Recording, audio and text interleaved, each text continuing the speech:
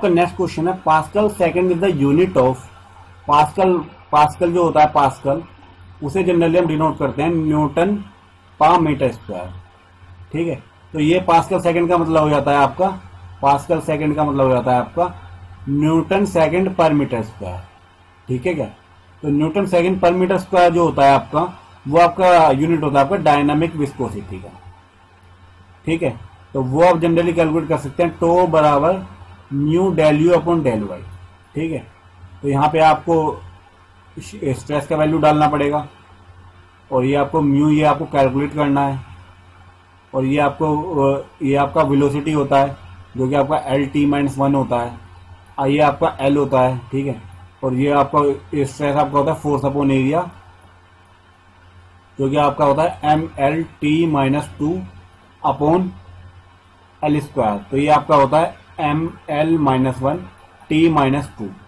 ठीक है क्या, तो ये आप जब आप इस सब वैल्यू को आप इधर पुट करेंगे, तो उसके बाद आप क्या देखेंगे, इसमें आपको इसमें थोड़ा कन्वर्ट करना पड़ेगा, तो वो आपका ऑन एवरेज ये आपका न्यूटन पर मीटर स्क्वायर, न्यूटन सेकंड पर मीटर स्क्वायर आ जाएगा। ठीक है, तो डायनामिक विस्कोसिटी का एक यूनिट तो आपका ये हो गया। अच्छा, एक क्वेश्चन और एक और यूनिट आपसे एग्जाम में पूछ लिया जाता है, वो आपका होता है किलोग्राम पर मीटर सेकंड। ये भी आपका इसी से ड्राइव होके आता है आपका यूनिट। ठीक है, तो ये भी आपसे यूनिट पूछा जाता है एग्जाम में कि पास कर कि आपका डायनामिक विस्कोसिटी का यूनिट आपका होता है क्या होता है, क्योंकि किलोग्राम पर मीटर सेकंड में आपका यूनिट होता है। इसे जनरली हम पोइज में भी डिनोट करते हैं। ठीक है, ऑल्सो डिनोटेड इट इन अ पोइज। ठीक है, तो जो आपका काइनेमेटिक विस्कोसिटी होता है, ये क्वेश्चन काफी बार एग्जाम में पूछते हैं, क्योंकि काइनेमेटिक विस्कोसिटी का यूनिट क्या होता है, वो होता है आपका सेंटीमीटर स्क्वायर पर सेकंड। उसे भी आप इस तरीके से ड्राइव कर सकते हैं। तो काइनेमेटिक विस्कोसिटी जो होता है उसे जनरली हम डिनोट करते हैं इस तरह से, गामा बराबर mu by rho, this is the density and where mu is the dynamic viscosity, mu is the dynamic viscosity. ठीक है, तो यहां से आपका आता है, ये आपका वैल्यू आता है सेंटीमीटर स्क्वायर पर सेकंड। हम बात कर रहे थे कि जो आपका डायनामिक विस्कोसिटी होता है उसका वैल्यू होता है आपका पोइज। तो जो आपका पोइज होता है उसके लिए आपको ये डाटा याद रखना पड़ेगा, या वो कन्वेंशनल जब आप क्वेश्चन को सोल्व करेंगे कभी, तो आपको इसका जरूरत पड़ता है 10 पोइज बराबर 1 न्यूटन सेकंड पर मीटर स्क्वायर। ठीक है, तो ये आपको डाटा याद रखना पड़ेगा। क्या होता होगा आपको इसमें, आपको न्यूटन सेकंड पर मीटर स्क्वायर में वैल्यू चाहिए होगा। ठीक है, आपको वो पोइज में देगा। ठीक है, तो आपको 1/10 कर देंगे, तो आपको उस तरीके से आपको पोइज का 1 पोइज बराबर 1/10 न्यूटन सेकंड पर मीटर स्क्वायर। ठीक है, तो इस तरीके से आप वैल्यू कैलकुलेट कर लेंगे। सरफेस टेंशन जो होता है वो होता है आपका F/L। ठीक है, तो mlt-2 ये होता है आपका mt-2 इसका यूनिट होता है। ठीक है, और प्रेशर का हम यूनिट डिस्कस कर चुके हैं, ml-1 t-2।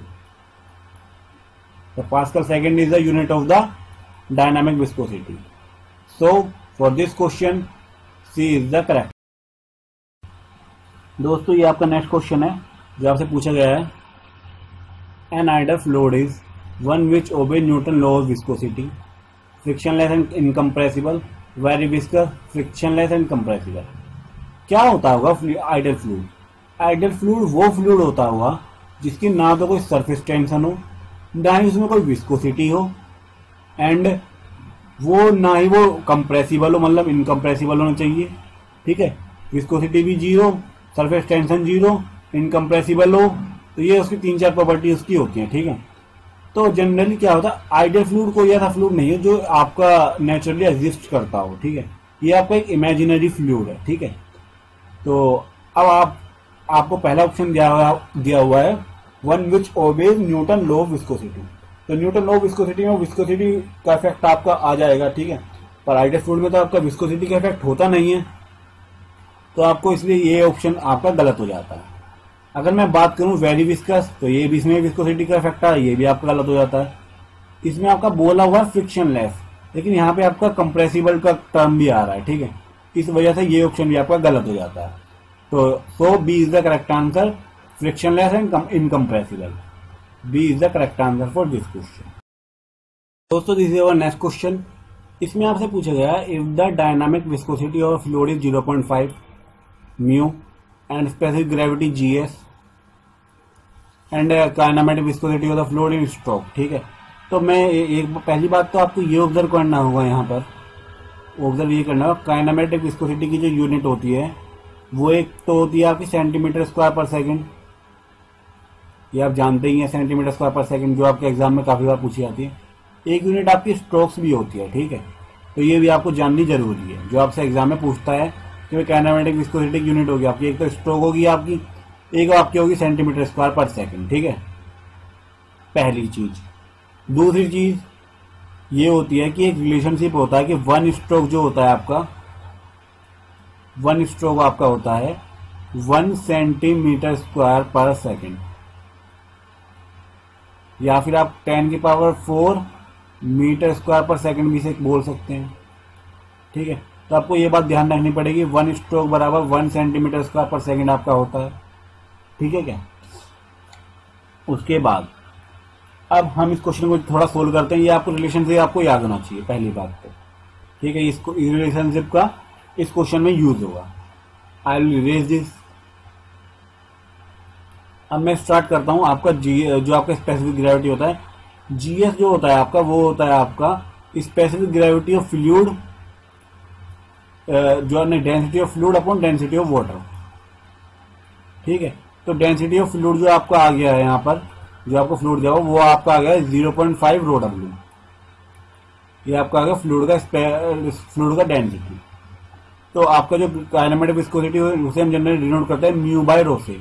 म्यू आपका यहाँ पर है आपका डायनामिक विस्कोसिटी। ठीक है, और यहाँ पर है डेंसिटी ऑफ द फ्लूइड, वो है आपका रो। डेंसिटी ऑफ द फ्लूइड है आपका रो। तो इसमें मैं वैल्यू पुट करता हूं, आपका जो वैल्यू आपका दिया हुआ है 0.5। अब आपको यहाँ पर दिया हुआ पोइज। तो पोइज जो होता है एक रिलेशन, पोइज होता है यूनिट आपका होता है डायनामिक विस्कोसिटी का। ठीक है, तो 10 पोइज होता है आपका 1 न्यूटन सेकंड पर मीटर स्क्वायर। ठीक है, यह होता है आपका 10 पोइज 1 न्यूटन सेकंड पर मीटर स्क्वायर, पहली बात। दूसरी बात, तो मुझे 1 न्यूटन पर सेकंड मीटर स्क्वायर बराबर 1 पोइज बराबर 1/10 न्यूटन सेकंड पर मीटर स्क्वायर। ठीक है, ये इस तरीके से लिख लेता हूं। अब मैं 1 पोइज की जगह लिख सकता हूं 0.1 न्यूटन सेकंड पर मीटर स्क्वायर। ओके, एंड रो जो फ्लूइड का है वो है आपका 0.5। रो वाटर जो होता है वो होता है आपका 1000 किलोग्राम पर मीटर क्यूब। ठीक है, 1000 किलोग्राम पर मीटर क्यूब। ओके, उसके बाद जब आप ये सोल्व करते हैं तो ये आपका आता है 1/1000 मीटर स्क्वायर पर सेकंड। आफ्टर दैट आपको मैंने रिलेशन अभी पहले बताया था कि 1 स्ट्रोक बराबर 1 सेंटीमीटर स्क्वायर पर सेकंड आपका होता है। तो दिस इज 1 सेंटीमीटर स्क्वायर पर सेकंड, 1 सेंटीमीटर स्क्वायर पर सेकंड। ठीक है, और आपसे क्वेश्चन में उसने इन स्ट्रोक इज पूछा हुआ है, तो stroke 1 stroke, this is 1 stroke. ये आपका 1 स्ट्रोक बराबर 1 सेंटीमीटर स्क्वायर पर सेकंड, ये आपका value, so 1 is the correct answer, C. तो आप ये बात तो समझ ही गए होंगे कि ये मीटर स्क्वायर पर सेकंड किस तरीके से आया है। मैं थोड़ा आपको अगेन इसे बता देता हूं, आप जिससे कि आप इसमें कंफ्यूज ना हो। क्या होता है आपका, हम यहां तक तो पहुंच गए थे कि न्यूटन सेकंड पर मीटर स्क्वायर अपॉन किलोग्राम पर मीटर क्यूब, गामा बराबर म्यू बाय रो। ठीक है, तो गामा बराबर म्यू बाय रो में होता है, म्यू होता है आपका न्यूटन सेकंड पर मीटर स्क्वायर, रो होता है आपका किलोग्राम पर मीटर क्यूब। ठीक है, तो उसके बाद अगर मैं इसे सोल्व करता हूं तो ये आपका आता है, इधर मीटर स्क्वायर से इसका एक बच जाता है मीटर, तो ये आपका बनता है न्यूटन सेकंड मीटर पर किलोग्राम।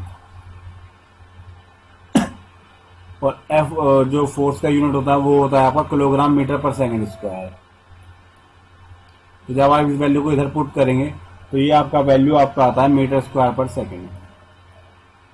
तो आपका इस तरीके से ये आया था। ठीक है, सो सी इज द करेक्ट। दोस्तों ये आपका नेक्स्ट क्वेश्चन है, जिसमें आपसे पूछा है the viscosity of a gas. Viscosity of gas की अगर मैं बात करूं तो विस्कोसिटी ऑफ गैस कैसे कैलकुलेट करते हुए, पहले हम बात करते हैं लिक्विड की, उसके बाद हम आएंगे गैस पर। ठीक है, अगर मैं लिक्विड का बात करूं तो मेरी विस्कोसिटी को मैं डिनोट करता हूं यहाँ पर। विस्कोसिटी से मेरा मतलब है, यहाँ पर आपको समझना है विस्कोसिटी डायनामिक विस्कोसिटी। जब भी आपसे कभी क्वेश्चन में बोले कि विस्कोसिटी, तो आपको समझना होगा डायनामिक विस्कोसिटी, नहीं तो वो स्पेसिफाई करके चलेगा कि ये आपकी काइनेमेटिक विस्कोसिटी है। ठीक है ना, तो आपको ये समझना होगा कि ये यहाँ पर डायनामिक विस्कोसिटी है। तो अब मैं फ्लूइड की, लिक्विड की बात करता हूँ पहले। तो लिक्विड में आपका जो डायनामिक विस्कोसिटी को जनरली म्यू से रिप्रेजेंट कर देगी। आपका जो डायनामिक विस्कोसिटी आपका होगा वो बढ़ेगा अगर आपका टेम्परेचर आपका डिक्रीज करेगा। पहली बात, आपका जो डायनामिक विस्कोसिटी है वो आपका डिक्रीज होगा अगर आपका टेम्परेचर आपका इंक्रीज होगा। ये आपकी बात हो जाती है, आपकी टेम्परेचर का इफेक्ट दिया हुआ है हर जगह। ठीक है, तो टेम्परेचर की बात हो जाती है। ठीक है, और इन केस होता है लिक्विड। अगर मैं अब हम बात करते हैं अपना गैस के केस में, क्योंकि ये तो आप जानते हैं, आपने स्टोरी में पढ़ा हुआ लिक्विड के बारे में, तो लेकिन हम डिस्कस कर रहे हैं हम यहाँ गैस का केस। गैस में क्या होता हुआ समझो। मान लो ये आपके पास टैंक है, इसमें आपकी गैस भरी हुई है। विस्कोसिटी जो होती है, विस्कोसिटी होता है आपका रेजिस्टेंस टू फ्लो। मतलब अगर कोई चीज फ्लो कर रही है तो उसमें जितना भी रेजिस्टेंस प्रोवाइड हो रहा है, तो उसकी वजह से आपका शीयर का फोर्स का कंपोनेंट डेवलप होगा। शीयर फोर्स के कंपोनेंट की वजह से शीयर का स्ट्रेस डेवलप होगा, एंड शीयर स्ट्रेस डेवलप होने की वजह से विस्कोसिटी होगी। क्योंकि हम जानते हैं कि tau is equal to the mu del u upon del y, ये हमारा रिलेशनशिप होता है। तो जो विस्कोसिटी है, mu is directly proportional to the tau. ठीक है, तो जितनी शीयर स्ट्रेस बढ़ेगी उतना ही म्यू बढ़ेगा। और शीयर स्ट्रेस कब बढ़ेगी? जब उसे रेजिस्टेंस ऑफर्ड बढ़ रहा होगा। ठीक है, मान लो ये आपके गैस के आपके पार्टिकल्स हैं। ठीक है ना, अब आपका ये गैस के आपके सभी पार्टिकल हैं। अब गैस के ये आपके पार्टिकल हैं, तो अब क्या होगा, जैसे ही आप इसका टेम्परेचर आप इंक्रीज करोगे, आपने क्या किया, आपने टेम्परेचर इंक्रीज किया, तो क्या होगा, जो ये पार्टिकल जो होंगे ये एक जगह रुके हुए नहीं होंगे। गैस के पार्टिकल आप जानते हैं ये मूव कर रहे होते हैं। ठीक है, मूव कर रहे होते हैं। अब जैसे आप टेम्परेचर इंक्रीज करोगे तो थोड़ा कंप्रेस टाइप का होगा। ठीक है, कंप्रेस होने की वजह से पार्टिकल क्या पास पास आ जाएंगे, थोड़ा पास पास आने की, जैसे मान लो ये आपका था तो थोड़ा और पास पास आ जाएंगे।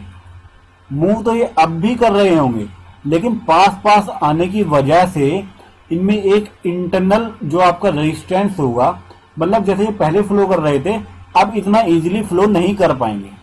तो क्या इनका इंटरनल रेजिस्टेंस बढ़ गया होगा? इनका इंटरनल रेजिस्टेंस बढ़ गया होगा। So increase internal resistance.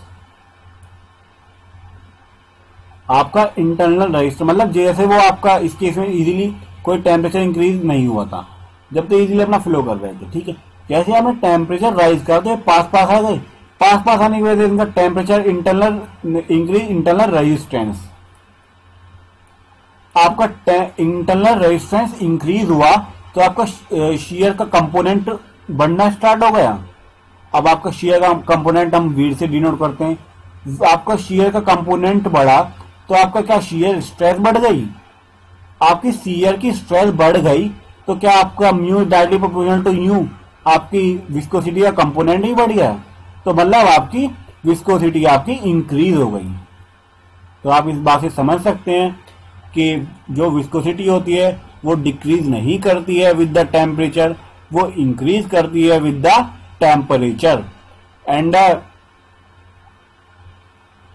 Is independent of temperature, ये स्टेटमेंट भी आपका गलत हो जाता है। इसलिए is independent of pressure for very high pressure intensity.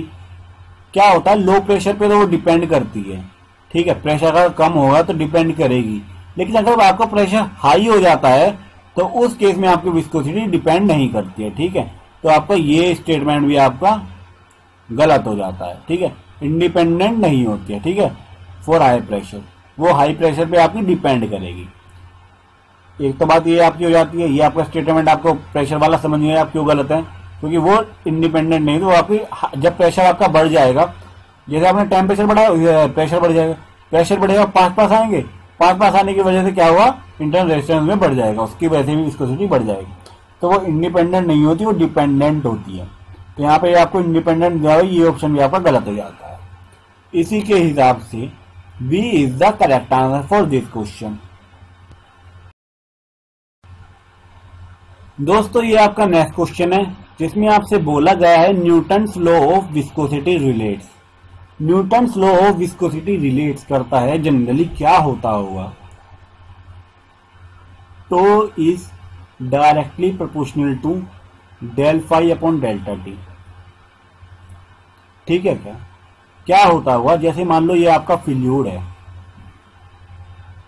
ठीक है, तो मान लो ये आपको इस तरीके से आपका कोई एलिमेंट था, इसमें आपने स्ट्रेन दिया, ठीक है,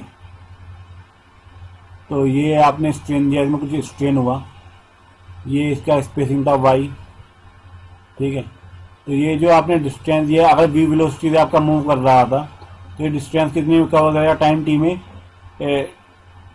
हम जानते हैं d बराबर s into T, speed into time आपका होता है वैल्यू आपका, तो ये आपका कवर कर लेगा del v into delta T.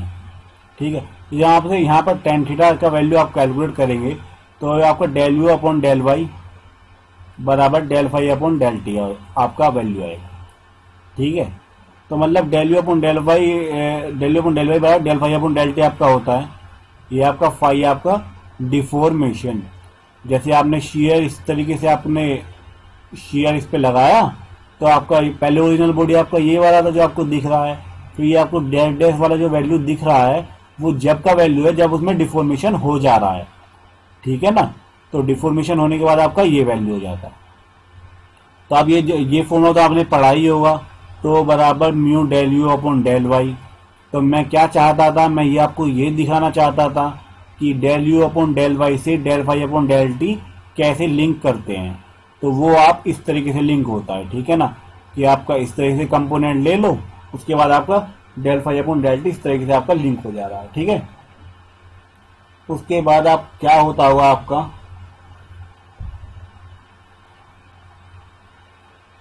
आप देख सकते हैं जैसे मैंने थोड़ा दिखा देता हूं मैं आपको आगे, डेल फाई बराबर del v upon del v del t upon del y.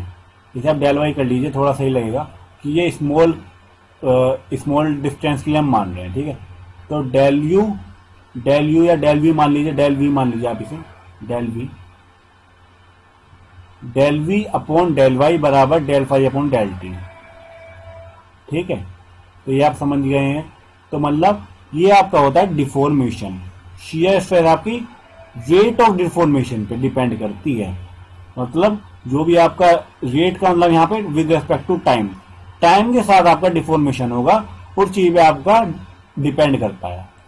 तो आपका जो न्यूटन लॉ ऑफ विस्कोसिटी होता है वो रिलेट करता है shear stress and the rate angular deformation, जो कि आपका ये होता है del phi upon del T.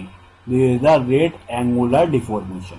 मतलब अगर आप थोड़ा सा भी शियर स्ट्रेस लगाओ किसी फ्लूइड पर, तो क्या उसमें बहुत ज्यादा डिफॉर्मेशन, एंगुलर डिफॉर्मेशन हो जाता है। ठीक है ना, तो वो आपका डिपेंड करता है इस बात पर। अब क्या होता है कि Newton law of viscosity relates shear stress and viscosity and shear deformation, इन सब बातों पर नहीं करता है। ठीक है, इनमें आपको एक एक चीज मिस मिलेगी।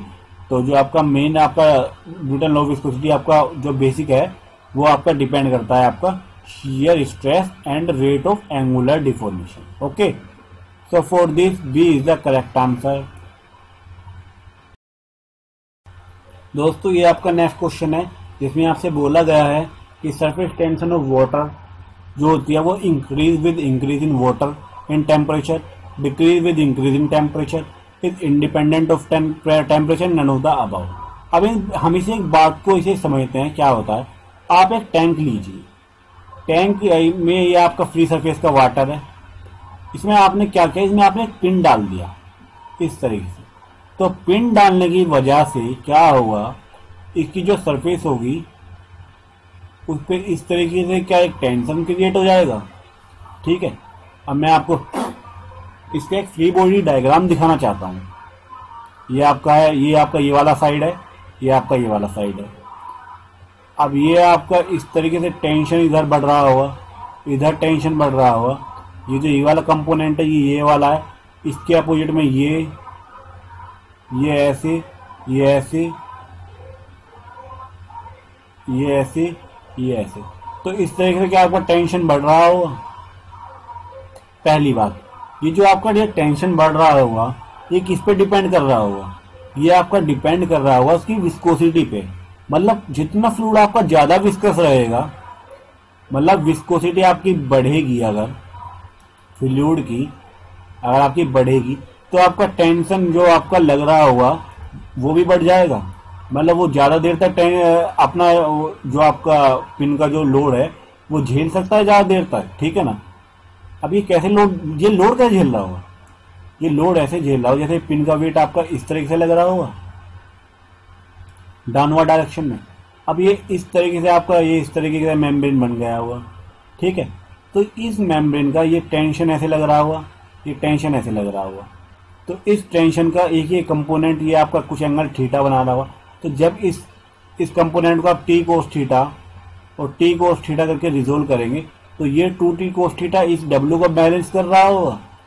तो इस तरह से आपका होता है, ठीक है। तो आपका ये टेंशन जो होता है, तो आप समझ सकते हैं कि इसमें जो टेंशन डेवलप हो रही है वो इसके वेट को रोक रही है, ठीक है। तो अब ये बात आप समझ चुके हैं। इसके बाद अगर मैं बात करूं कि अगर मैं बात करता हूं कि विस्कोसिटी, अगर विस्कोसिटी को मैं जनरली डिनोट करता हूं म्यू से, डायनामिक विस्कोसिटी। अगर वो बढ़ेगा तो आपका सरफेस टेंशन में होता है आपका सिग्मा, वो भी बढ़ेगा। हम जानते हैं कि विस्कोसिटी कब बढ़ती है। विस्कोसिटी बढ़ती है जब आपका टेम्परेचर आपका कम हो रहा होता है, ठीक है। तो आपका जब टेम्परेचर कम होगा तो आपका विस्कोसिटी बढ़ेगी, विस्कोसिटी बढ़ेगी तो आपका सिग्मा का वैल्यू बढ़ेगा, सिग्मा का वैल्यू बढ़ेगा तो आपका सरफेस टेंशन बढ़ेगा, ठीक है। तो मतलब हमें ये देखना है सरफेस टेंशन, हमें अब देखना क्या हो रहा है। ये आपको ऑप्शन दिए हुए हैं, इंक्रीज विद डिक्रीज है ना टेम्परेचर, इंक्रीज कर रहा है टेम्परेचर के साथ डिक्रीज कर रहा है। पहला आपका ऑप्शन, पहला ही आपका ऑप्शन सही है। Decrease with decrease in the temperature, ये स्टेटमेंट आपका गलत हो जाता है। इंडिपेंडेंट ऑफ टेम्परेचर, ये भी गलत है। नन ऑफ द अबव की बात ही नहीं हो रही, ठीक है। Is the correct answer. दोस्तों ये आपका नेक्स्ट क्वेश्चन है, ठीक है क्या। इस क्वेश्चन को जरा हम समझते हैं, इसमें क्या पूछना चाह रहा है। इसके लिए पहले हम आपके लिए बेसिक फाउंडेशन तैयार करेंगे, उसके बाद हम आगे बढ़ेंगे, ओके। दोस्तों इस क्वेश्चन में आपसे पूछा गया है if a liquid is greater cohesion, जो कि जिसे मैं सी से डिनोट करूंगा, एडेशन जिसे मैं ए से डिनोट करूंगा इस क्वेश्चन में, with solid, then the liquid in the capillary tube will rise with concave. ये आपको 4 ऑप्शन दिए हुए हैं, ठीक है क्या। अब मुझे इन 4 ऑप्शन को समझने के बाद जनरली इसमें बहुत डाउट होता है इस क्वेश्चन में, ठीक है। तो इसलिए हमने ये क्वेश्चन आपको डाला हुआ है।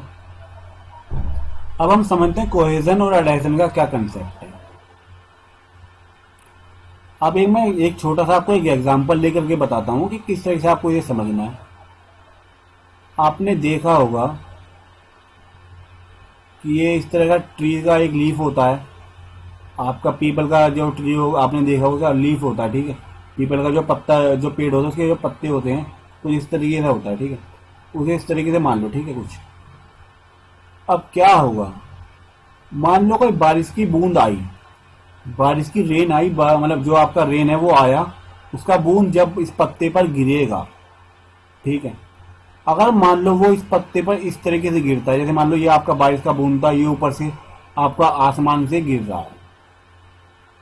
जब ये पत्ते पर गिरेगा, अगर मान लो इस तरीके का शेप लेता है पत्ते पर, इस तरीके से फैल जाता है, मतलब जैसे आपका पत्ता था इस पे इस तरीके से फैल जाता है, ठीक है। तो उस केस में आपका क्या होगा, उस केस में आपका होता है एडहेजन ग्रेटर देन कोहेजन। मतलब पत्ते ने, जो पेड़ का पत्ता है उसने अपने जो सरफेस है वो क्या वाटर से पूरी तरह लगा लिया है। लेकिन अगर दूसरे केस में, अगर मान लो जैसे आपने ऊपर से आया वो गोल का गोल ही रहा आपका जो बोल है। तो मतलब क्या हुआ, जो आपका जैसे मान लो ये आपका बोल होगा, केवल ये वाला कॉन्टैक्ट ही आपका पत्ते के रेस्पेक्ट में पत्ते से कॉन्टैक्ट हुआ होगा। सही बात है। तो इस केस में आपका हो जाता है कोहेजन ग्रेटर देन अडहेजन। ठीक है क्या, ये आपका सी ग्रेटर देन ए। ठीक है ना, तो इस केस में A greater than C and C greater than A. आप इतनी बात समझ चुके हैं। इसके बाद हम आगे बढ़ते हैं। आगे हम बढ़ते हैं तो हम क्या देखते हैं, अब हम देखते हैं एक ये आपका कैपिलरी का राइज है। कैपिलरी ट्यूब आपने इसमें ये इस तरीके से वाटर था, कैपिलरी ट्यूब आपने इस तरीके डाल दिया। कैपिलरी ट्यूब जब आप डाला तो आपका जो वाटर राइज होगा वो इस शेप में राइज होगा। ऊपर की तरफ जब आपका राइज कर रहा होगा वाटर, तो क्या वो इस शेप में राइज कर रहा होगा। मतलब क्या हुआ, इस केस में राइज करने से यहाँ पर जो है वो आपका अडहेशन ग्रेटर देन कोहेजन हो गया। ठीक है ना। लेकिन जब आपका फॉल कर रहा होगा, आपने देखा होगा, तो आपका जो वाटर होता है वो इस तरीके से फॉल करता है, इस तरीके से, इस शेप में। तो मतलब ये कम कॉन्टैक्ट के सरफेस में है। ठीक है, ऊपर से आप देख सकते हैं पूरा ऐसे बचा हुआ है। तो इस केस में आपका कोहेजन ग्रेटर देन अडहेशन। ठीक है ना। तो क्या हुआ ये आप समझ सकते हैं, ये आपका जब डाउनवर्ड मूवमेंट हो रहा हो। ठीक है ना। तो ये कोहेजन, ये अडहेशन ग्रेटर देन कोहेजन, ये कोहेजन ग्रेटर देन अडहेशन। तो अब आपका क्वेश्चन है, if liquid has greater cohesion than adhesion, liquid का कोहेजन ग्रेटर देन अडहेशन है विद द सॉलिड। ठीक है, then the liquid in capillary tube will rise with a convex surface. अभी आप इस फिगर को आप भूल जाएंगे क्योंकि इस फिगर की ही केवल बात हो रही है। Rise with liquid concave surface upward, rise करेगा। पहली बात तो राइज की इसमें होता नहीं, वो होता है आपका फॉल के इसमें कोहेजन ग्रेटर देन अडहेशन। ये आपको ऑप्शन पहले ही गलत हो जाता है। Rise with convex surface upward, ये भी आपका गलत हो जाता है क्योंकि राइज कर ही नहीं रहा है, जब वो केवल फॉलिंग केस में जब फॉल कर रहा हो आपका लिक्विड। अब बात आती है depress with concave surface upward. तो मतलब आपका डिप्रेस करेगा depress with concave surface upward. तो ये आपका कॉनकेव सरफेस नहीं है, ये आपका कॉन्वेक्स सरफेस है ऊपर से, ये आपका कॉन्वेक्स सरफेस। अगर डाउनवर्ड से कहता है कि भाई अगर अंदर से देखेंगे तो वो आपका कॉनकेव हो सकता था। अब ये है depress with convex surface upward, ये आपका कॉन्वेक्स सरफेस है। So D is the correct answer for this question. Okay, आप समझ चुके हैं किस तरह से आपको इस क्वेश्चन को समझना था। ये इसके लिए आपको बेसिक कंसेप्ट इतना ही चाहिए था। ठीक है दोस्तों, this is our next question. इसमें आपसे पूछा गया है which one of the following group constitute A set of identical dimension. ठीक है ना। तो मतलब जो कौन सा ग्रुप आपकी आइडेंटिकल डायमेंशन आपकी देगा। ठीक है, तो अब इसमें मैं आपको इस तरह के क्वेश्चन में आपको ज्यादा सोल्व करने की जरूरत नहीं है। पहली बात तो इसमें आपको क्वेश्चन मतलब अब ऐसा तो है नहीं आपको टाइम कम होगा, आप इसमें सभी क्वेश्चन होंगे, क्वेश्चन आप समझेंगे। ठीक है ना। तो आपको इसमें एलिमिनेशन प्रॉपर्टी आनी चाहिए कि आपको क्वेश्चन एलिमिनेट करना आना चाहिए आपको ऑप्शन। ठीक है ना। तो हम समझते हैं एलिमिनेट किस तरीके से करेंगे। अब जैसे पावर होता है वो होता है P बराबर T इंटू W। ठीक है, तो W का तो अपना कुछ यूनिट होगा और टॉर्क में मल्टीप्लाई हो रहा है। ठीक है ना। तो एक ऑप्शन आपको टॉर्क दिया हुआ है, लेकिन टॉर्क से आगे का यूनिट बन जाएगा क्या ये कुछ अलग, क्योंकि यहाँ पे ओमेगा का यूनिट भी तो आएगा ना। और जो बेंडिंग मूवमेंट होता है वो जनरली किलो न्यूटन मीटर कुछ इस तरीके का यूनिट होता है। ठीक है ना। तो ये ऑप्शन आपका गलत हो जा रहा है। पहली बात ये होता है आपका relative roughness, friction factor and sub layer thickness. Relative roughness जो होता है वो जनरली होता है KS/D से डिनोट करते हैं। ठीक है, इस टर्म को डिनोट करते हैं KS/D। KS जो होता है आपका वो होता है आपका जो भी रफनेस आपका है, जैसे मान लो ये आपका पाइप है, तो आपने देखा होगा ये इस तरीके से आपका रफनेस इस तरह से पाइप पर होता है। ठीक है ना। तो ये आपका होता है, ये अगर मैं इन सबका एवरेज ले लूं, जो ये होता है आपका average height of equivalent average sand grain height of roughness. मतलब ये जो अलग अलग साइज का रफनेस होगा इसका मैं टोटल एवरेज ले लूं वो होता है आपका KS। अगर मैं इसे D डायमीटर ऑफ पाइप से डिवाइड दे दूं, वो होता है आपका रिलेटिव रफनेस। ये हो गई आपकी पाइप की बात। फ्रिक्शन फैक्टर आप जानते ही हैं, जिसे हम एफ से डिनोट करते हैं। मतलब ये भी डायमेंशन लेस हो जा रहा है, ये भी डायमेंशन लेस हो जा रहा है दूसरा टर्म। लेकिन सब लेयर जो होता है डेल्टा थिकनेस, उसका वैल्यू मीटर या एमएम में होता है। क्योंकि मीटर तो बहुत बड़ा हो जाएगा ना, तो एमएम में होता है। तो मतलब इन दो का यूनिट नहीं है, लेकिन इसका यूनिट आ रहा है, तो ये ऑप्शन भी आप इसे एलिमिनेट कर सकते हैं। अब ये होता है आपका rate of angular deformation and the velocity gradient. ठीक है, तो रेट ऑफ एंगुलर डिफॉर्मेशन जो आपका होता है, ये होता है आपका एंगल से रिलेटेड। ठीक है, एंगुलर डिफॉर्मेशन मतलब एंगल से रिलेटेड आपका हो जा रहा है। ठीक है, तो ये आपका एंगुलर डिफॉर्मेशन हो जा रहा है। फिर आपका बचता है वेलोसिटी ग्रेडियंट। वेलोसिटी ग्रेडियंट होता है आपका del v upon del x, मतलब डिस्टेंस के रेस्पेक्ट में वेलोसिटी का चेंज, वो होता है आपका del v upon del x. ठीक है, या फिर तो ये आपका, मैं इसका अगर यूनिट निकालूं तो L T minus one upon L, तो ये आपका टी माइनस वन आ जा रहा है, लेकिन इसका कोई यूनिट नहीं है। ठीक है, इसका आपका यूनिट नहीं, इसका जो आपका यूनिट होगा वो आपका होगा rate of deformation, del phi upon del t होता है ना आपका, del phi upon del t. ठीक है, तो इसका ये तो आपका रेडियन टाइप का होगा, ये टी माइनस वन हो जाएगा। ठीक है, लेकिन जो आपका स्पीड ऑफ आरपीएम होगा ये आपका डिफर कर जाएगा। ठीक है, स्पीड इन आरपीएम, ये तो आपको स्पीड शो करना पड़ेगा ना, तो ये आपको स्पीड का, यहाँ पर आपका टी माइनस वन आ रहा है, लेकिन यहाँ पर ये आपका स्पीड का आपका डायमेंशन आ जाएगा, इसलिए आपका ये ऑप्शन भी आपका गलत हो जा रहा है। अब हम बात करते हैं वेलोसिटी, पोटेंशियल, स्ट्रीम फंक्शन और वोर्टिसिटी की। ठीक है, तो जो ये वेलोसिटी, पोटेंशियल और स्ट्रीम फंक्शन होते हैं, इनका सब, ये सब है ना, अपना सब है ना वेलोसिटी से रिलेट करते हैं।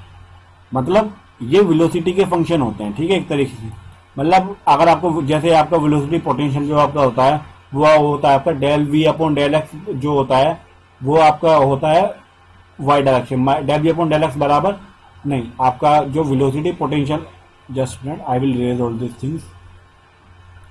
वेलोसिटी पोटेंशियल को हम जनरली डिनोट करते हैं फाई से, इसे डिनोट करते हैं हम साई से।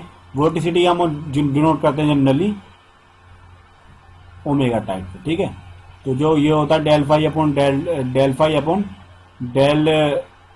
Del phi upon del x बराबर माइनस का u, and del phi upon del y बराबर माइनस का v. Similarly del psi upon del x बराबर v, and del psi upon del y बराबर क्या, माइनस का यू। तो आप देख सकते हैं सब के सब यहाँ पर जो टर्म है वो आपके वेलोसिटी से कनेक्ट है। ठीक है ना, तो सबका एक ही वोर्टिसिटी का भी डायमेंशन ऐसा ही होता है। ठीक है, तो सब वेलोसिटी से कनेक्ट है, तो इसलिए जो आपका ऑप्शन बचता है वो A is the correct answer for this question. Okay, इस देसी की फैन दुनिया हो रही है।